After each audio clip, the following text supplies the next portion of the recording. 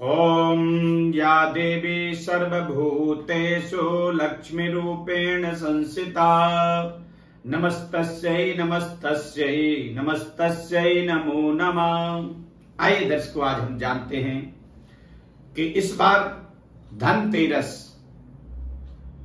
किस तारीख को हो, यानी 10 नवंबर शुक्रवार को भगवान धन्वंतरी की जयंती है। इस दिन से 5 दिन की दिवाली पर्व शुरुआत होती है। प्रातः काल आप धनतेरस के दिन उठ करके और अपने नित्य नैमित्तिक कार्य से निवृत्त होने के पश्चात, स्नान करने के पश्चात अपने देवी देवता कुल देवताओं का स्मरण करना चाहिए। उसके पश्चात अपने घर में गंगा जल, समस्त जगह गंगा जल का छिड़काव करना चाहिए। फिर प्रदोष व्यापिनी भगवान धन्वंतरी की पूजा करते हैं। इस दिन विशेष करके सोना, चांदी या तांबे के बर्तन इत्यादि खरीदते हैं। इस दिन लोग लक्ष्मी और गणेश की प्रतिमा भी लाते, क्योंकि दिवाली के दिन पुराने जो विग्रह हैं उनका विसर्जन होता है, नया विग्रह स्थापित होता है।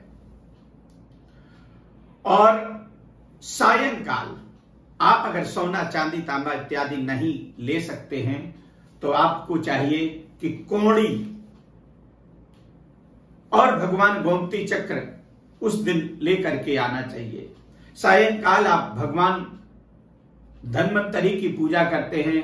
रोली मोली, गंधर, पुष्प, धूप, दीप इत्यादि सामग्री एकत्रित करके और आप अपने घर में एक तिल के तेल का दीपक जलाते हैं।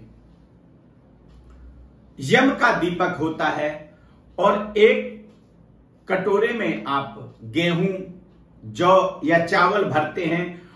कटोरे के अंदर में उस कटोरे के ऊपर आपको यह यम का दीपक रखना है और 5 दीपक आपको, एक कुबेर का दीपक होता है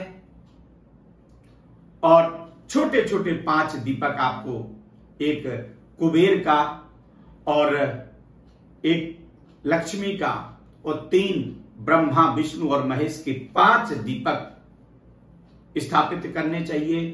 उसके पश्चात भगवान धन्वंतरी को रोली मोली, अक्षत, पुष्प उस दीपक का पूजन करके और कुछ मिष्ठान का भोग लगाते हैं।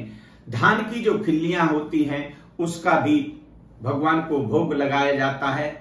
और अपने दरवाजे में अष्टकमल, आटा और हल्दी और रोली से अष्टकमल बनाना चाहिए, रंगोली बनाना चाहिए और भगवान की पूजा करके प्रार्थना करनी चाहिए।